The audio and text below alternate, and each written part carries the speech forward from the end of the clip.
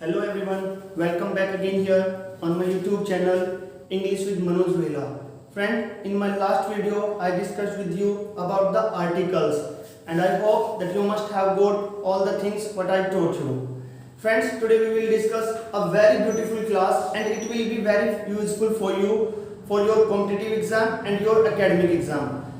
Friends, आज हम बात करने वाले हैं आपके साथ identification of part of speech and their roles, यानी कि जो हमने अब तक पार्ट ऑफ स्पीच को पढ़ा, उनके रोल्स को पढ़ा, उसके बारे में आज हम बात करेंगे कि किस तरीके से उनका क्या रोल होता है सेंटेंस में और कैसे वो वर्क करते हैं। फ्रेंड्स, काफी बार ऐसा होता है सेंटेंस में कि एक ही वर्ड जो होता है वो बार बार आता है और बार बार आने पर अलग अलग पार्ट ऑफ स्पीच यूज होती है और अलग अलग रोल प्ले करता है। तो फ्रेंड्स, आज हमें इसी चीज को समझना है और मुझे विश्वास है कि अगर आप इन बातों को आज समझ लेते हैं तो आपको आने वाली जो वीडियोस हैं या इंग्लिश को अगर आप डीपली सीखना चाहते हैं तो उसमें आपको कोई भी प्रॉब्लम नहीं होगी। फ्रेंड्स, जब भी हम किसी सेंटेंस को बनाते हैं तो मेनली उसके दो ही पार्ट्स होते हैं, एक होता है सब्जेक्ट और दूसरा होता है उसका प्रेडिकेट। अब सब्जेक्ट क्या होता है, what we are talking about, जिसके बारे में भी हम बात कर रहे हैं वो हमारा सब्जेक्ट होता है। Predicate, what is being taught about the subject, जो भी सब्जेक्ट के बारे में बताया जाता है वो हमारा प्रेडिकेट होता है। एग्जांपल से समझते हैं फ्रेंड्स, जैसे कि पहला सेंटेंस है हमारा यहाँ पर, some students are making notes of English। आप में से बहुत सारे बच्चे जो हैं इस क्लास के नोट्स बना रहे हैं, तो यहाँ पर देखते हैं some students। फ्रेंड्स, आप लोग जानते हैं कि ये हमारा सब्जेक्ट हुआ और सब्जेक्ट को छोड़कर जो भी सेंटेंस में बचता है उसी को हम प्रेडिकेट बोलते हैं। तो ये जो हुआ फ्रेंड्स हमारा are making notes of English, ये पूरा का पूरा कंप्लीट इसको हम बोलते हैं फ्रेंड्स प्रेडिकेट। ध्यान से समझें फ्रेंड्स, सब्जेक्ट को छोड़कर सेंटेंस में जो भी बचता है उसको हम प्रेडिकेट बोलते हैं और प्रेडिकेट के लिए सबसे जो इंपॉर्टेंट पार्ट होता है फ्रेंड्स हमारा वो होता है वर्ब।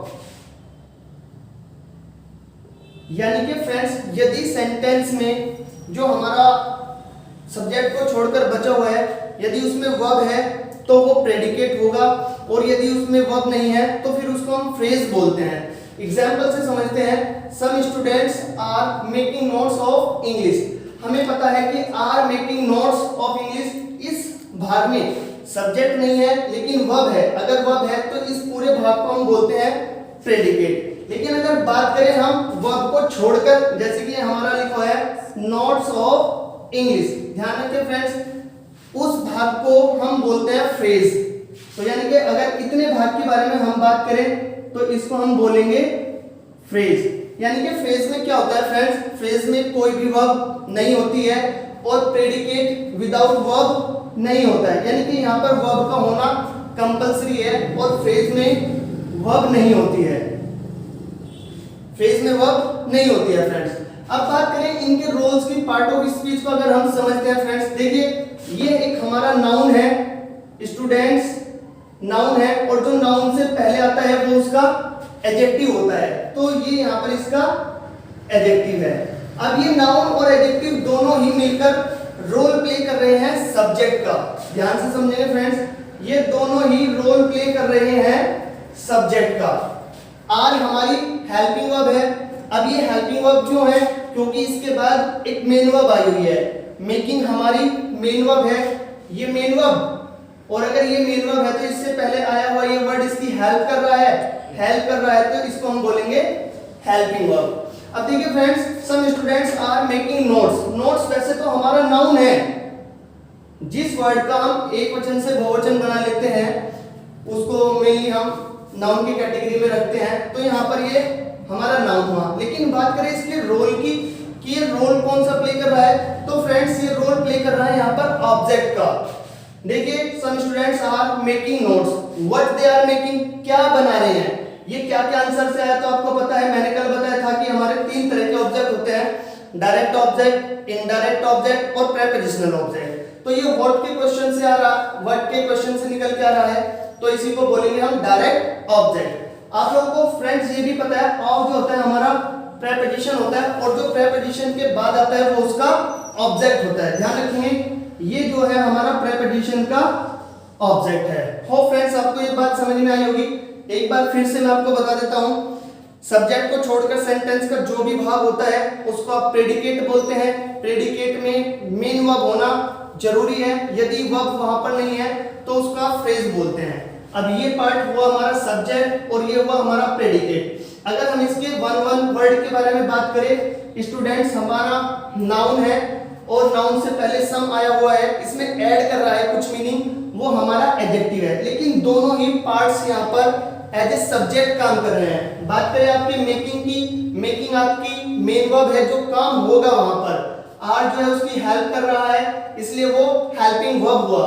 बात करें नोट्स की, ये वर्ब के बाद आया हुआ है। वर्ब के बाद आने वाले शब्द जो होते हैं वर्ब के ऑब्जेक्ट हो सकते हैं, एडवर्ब्स हो सकते हैं। अब देखिए फ्रेंड्स, ये व्हाट के क्वेश्चन से आ रहा है। Some students are making notes, what they are making, क्या बना रहे हैं, तो आंसर आया नोट्स। तो ये हुआ हमारा डायरेक्ट ऑब्जेक्ट। ये आपको पता है प्रेपोजिशन है और प्रेपोजिशन के बाद हमेशा ही आते हैं प्रेपोजिशन के ऑब्जेक्ट। अब फ्रेंड्स दूसरे सेंटेंस के बारे में बात करते हैं, ध्यान से देखते हैं। यहां पर लिखा हुआ है I do not worship in the evening. देखिए मैं शाम के टाइम जो पूजा नहीं करता हूं। आपको पता है आई जो है हमारा फर्स्ट पर्सन प्रोनाउन है, आई और वी फर्स्ट पर्सन होते हैं, सेकंड यू होता है, बाकी सब जो हमारे ही सी इट दे होते हैं वो थर्ड पर्सन में होते हैं। तो यहाँ पर वैसे तो ये प्रोनाउन है लेकिन काम कर रहा है ये एज ए सब्जेक्ट का, रोल प्ले कर रहा है फ्रेंड्स यहाँ पर सब्जेक्ट का।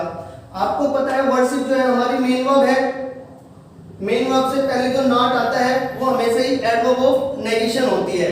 तो ये हमारी एडवर्ब हुई, डू जो हुआ हमारा हेल्पिंग वर्ब हुआ। अब आपको पता है इन जो होता है हमारा प्रेपोजिशन होता है और प्रेपोजिशन के बाद आने वाले शब्द प्रेपोजिशन के ऑब्जेक्ट होते हैं।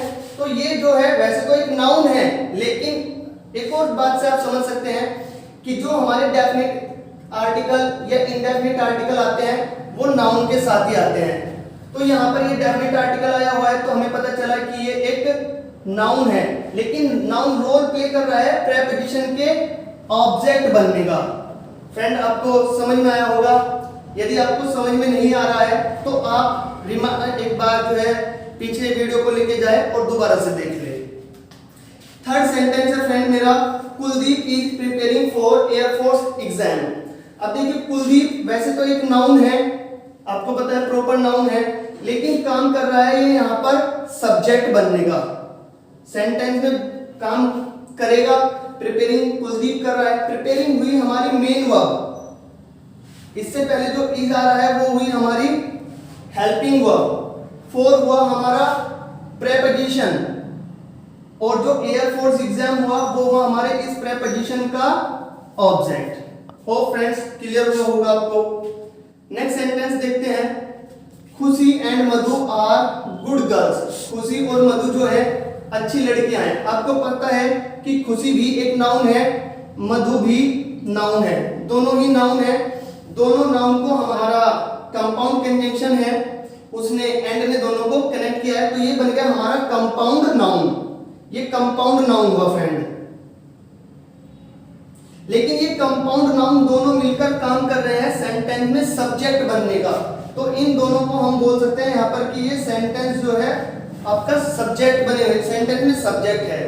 बात करें आपके आर की, अब देखिए फ्रेंड्स आर के बाद में जब यहाँ पर था तो मेकिंग एक और आपकी वर्ब आई हुई थी, लेकिन यहाँ पर देखते हैं यहाँ पर कोई वर्ब नहीं आई हुई है, तो इसको अब हम बोलेंगे लिंकिंग वर्ब। गुड गर्ल्स ये हमारे नाउन, गुड हमारा एडजेक्टिव और दोनों ही मिलकर काम कर रहे हैं यहाँ पर कॉम्प्लीमेंट बनने का। फ्रेंड्स ध्यान रखेंगे लिंकिंग वर्ब के वाक्य में कॉम्प्लीमेंट आता है और मेन वर्ब के बाद जो आते हैं उसके बाद में नाउन प्रोनाउन वो उसके ऑब्जेक्ट होते हैं। नेक्स्ट देखते हैं, सी गेव मी 10,000 रुपीज यस्टरडे। उसने कल मुझे 10,000 रुपए दिए थे। आपको पता है सी यहाँ पर सब्जेक्ट का रोल प्ले कर रहा है, गेव आपकी मेन वर्ब हुई, किसको दिए, होम के रिप्लाई से जो आता है हमारा इनडायरेक्ट ऑब्जेक्ट होता है, तो ये हुआ हमारा इनडायरेक्ट ऑब्जेक्ट। क्या दिया फ्रेंड्स, 10,000 रुपीज।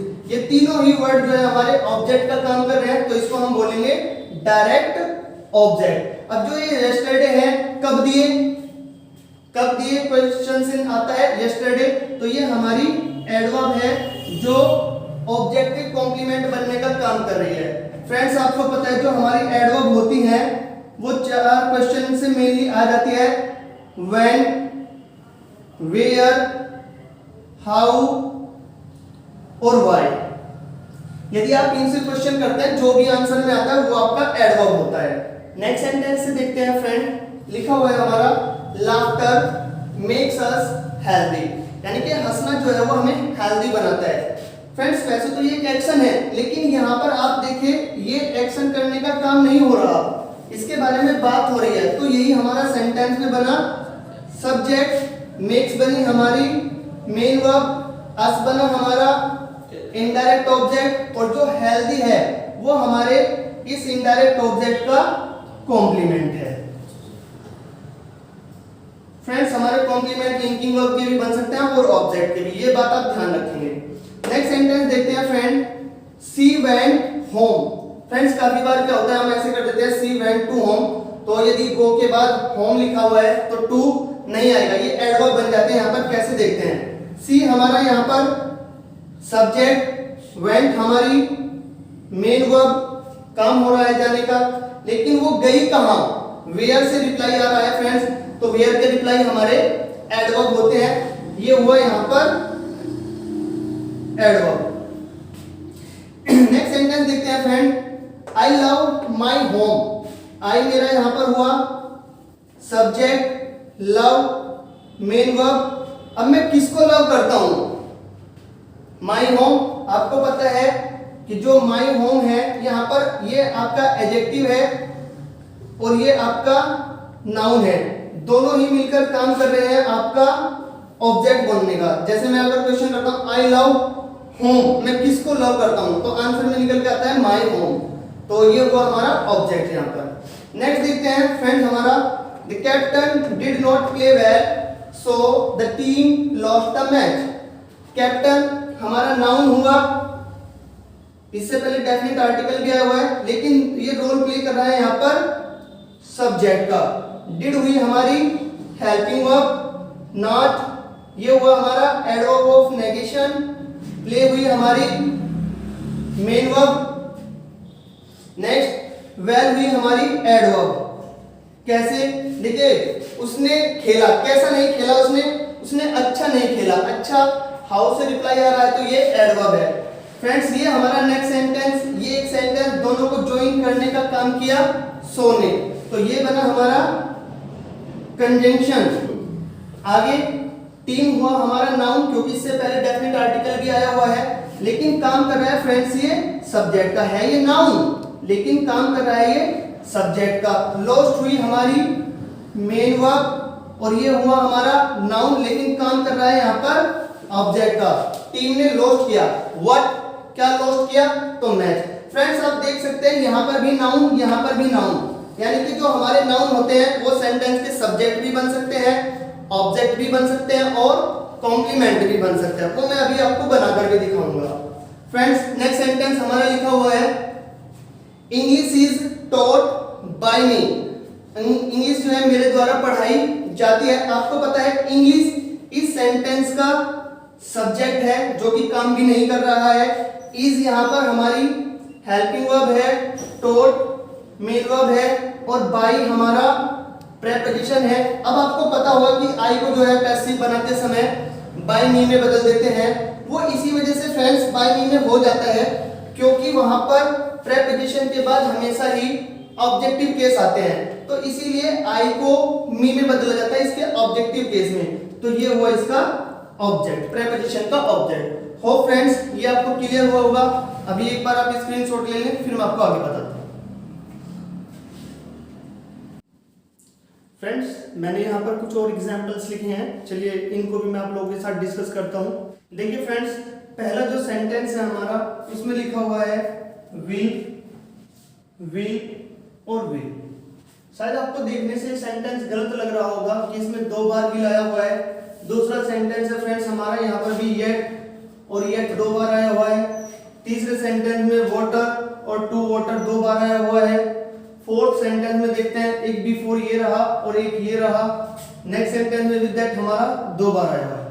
लेकिन फ्रेंड्स यहाँ पर जैसे कि मैंने अभी आपको बताया था कि एक ही वर्ड बार बार आने पर डिफरेंट टाइप की जो पार्ट ऑफ स्पीच है उसको प्ले करता है, वही बात हमें इन सेंटेंसेस देखते हैं फ्रेंड्स। इस सेंटेंस में हमारी मेन वर्ब आई हुई है टीच। अब आपको पता है टीच यदि मेन वर्ब है, मेन वर्ब से पहले हमेशा हेल्पिंग वर्ब आती है। तो ये जो यहाँ पर है हमारी हेल्पिंग वर्ब है, ये मेन वर्ब है और ये हमारा सब्जेक्ट हुआ, ये मेन वर्ब का ऑब्जेक्ट हुआ।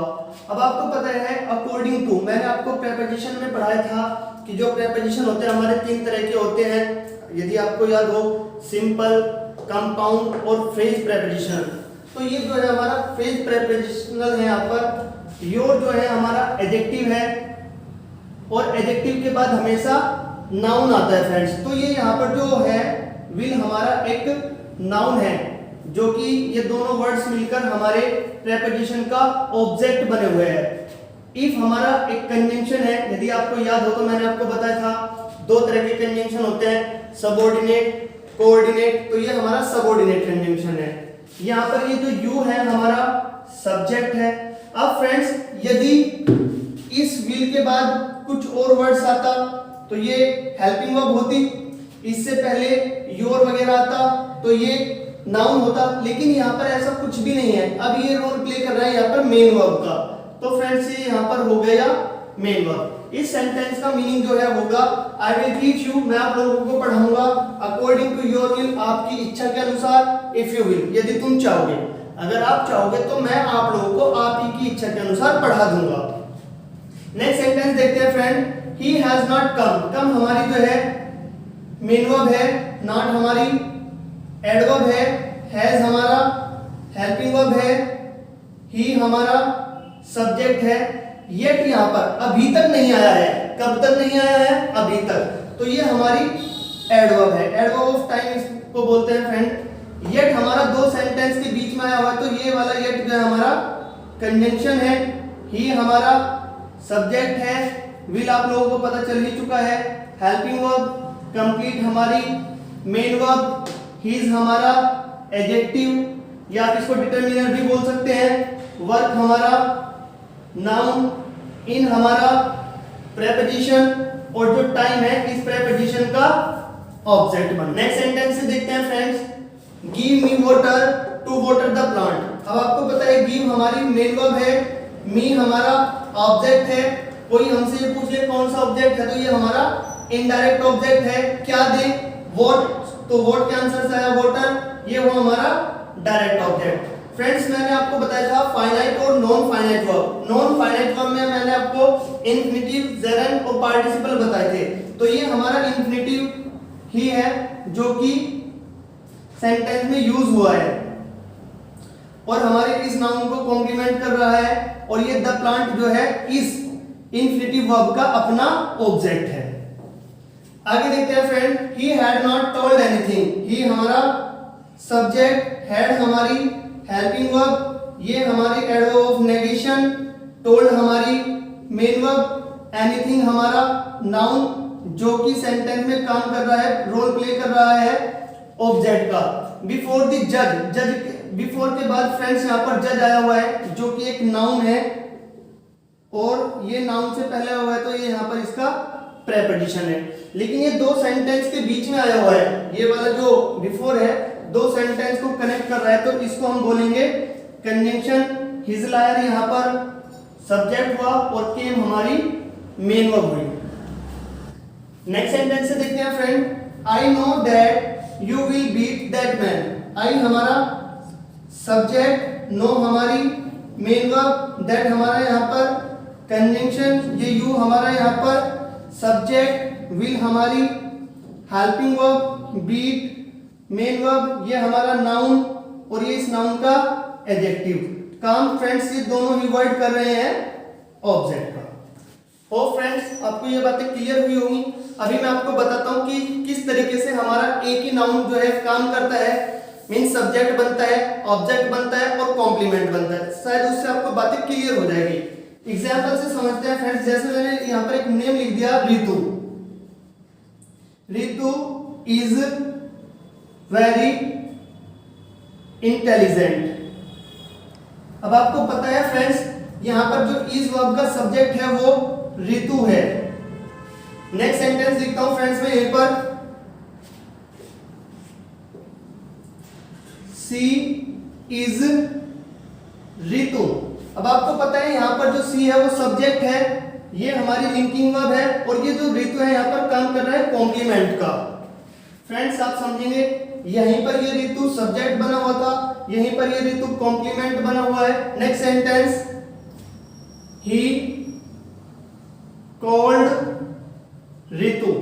लिंकिंग वर्ब के बाद कॉम्प्लीमेंट आते हैं और मेन वर्ब के बाद ऑब्जेक्ट आते हैं। तो ये फ्रेंड्स हमारा यहाँ पर सब्जेक्ट हुआ, ये हमारी मेन वर्ब हुई, और ऋतु यहाँ पर ऑब्जेक्ट हुई। फ्रेंड्स इस तरीके से आप समझ सकते हैं कि जो एक ही वर्ड होता है वो अलग अलग सिचुएशन में जाने पर अलग अलग रोल प्ले करता है। वो सब्जेक्ट भी बन सकता है, कॉम्प्लीमेंट भी बन सकता है, ऑब्जेक्ट भी बन सकता है, कुछ भी वो रोल प्ले कर सकता है। वो फ्रेंड्स आपको ये बातें क्लियर हुई होगी। Now I will meet you in my next video. Till then see you, bye bye.